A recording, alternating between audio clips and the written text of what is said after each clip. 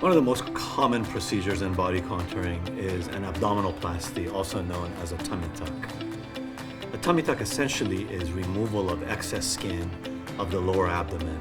In general, we have a whole bunch of different abdominoplasties or tummy tucks, and they all have to do with the excess of skin that a patient has. Sometimes the excess of skin is in the front, sometimes it carries itself towards the sides, and sometimes it's actually all the way around.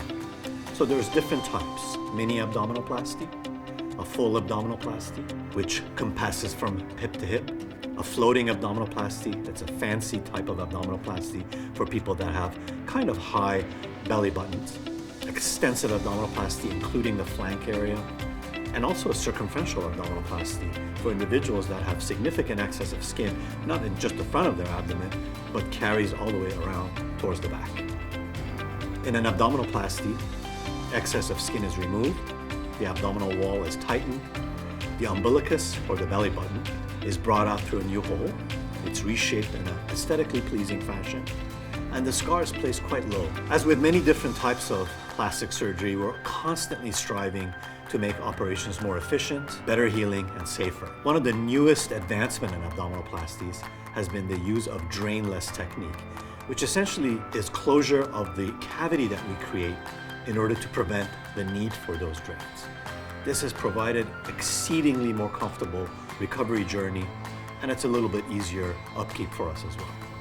As abdominoplasties are very variable, they can take as little as 1 hour, and they can be as long as 4 to 5 hours if it's actually going all the way around. But in general, it takes about 2 to 2.5 hours.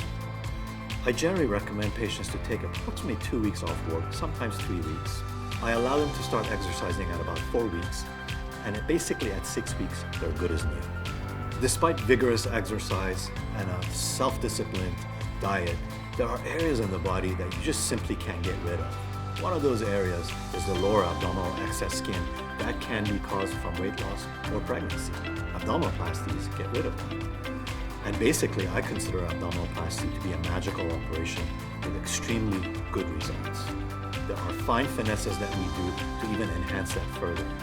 Creation of a central line going up from the umbilicus towards the chest area, also known as a champagne line, and placement of a low scar have led abdominoplasties to have exceedingly good results.